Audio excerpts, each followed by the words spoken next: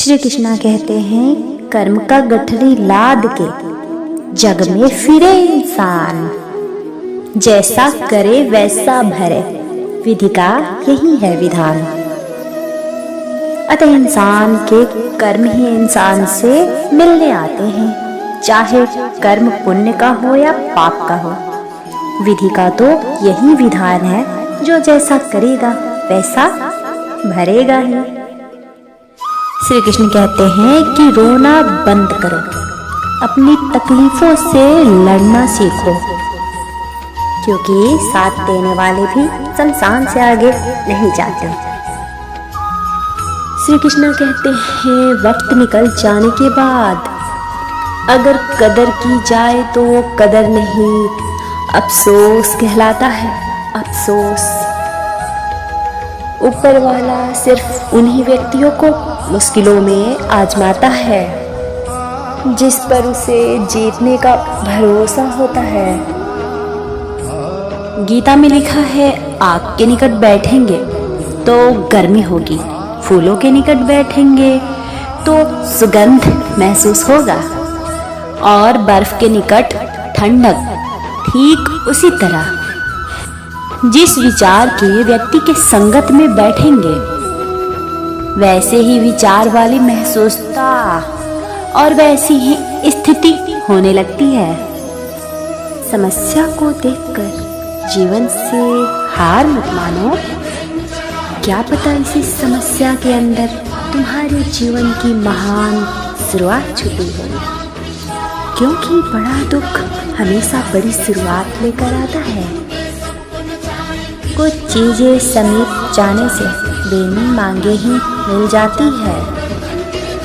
ठीक अग्नि से गर्माहट, पानी से शीतलता और गुलाब से सुगंध, ठीक उसी तरह ईश्वर से भी कुछ मांगिए मत, बस निकटता बढ़ाइए, सब कुछ बिन मांगे ही मिल जाएगा।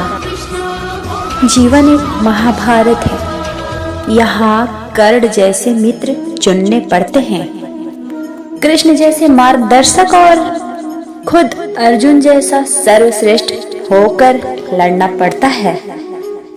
तब जाकर कहीं असत्य पर सत्य की जीत होती है।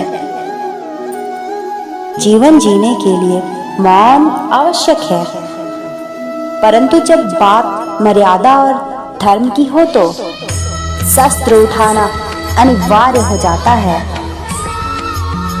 ईश्वर पर किया गया भरोसा कभी व्यर्थ नहीं जाता, बस सही वक्त का इंतजार करना होता है। श्री कृष्ण कहते हैं, दुख सलाह नहीं सहारा मांगता है, अतः आप किसी दुखियारे को सलाह नहीं सहारा देने का कोशिश करें। इससे आपके जीवन में दुख कभी आस पास भी नहीं भटकेगा।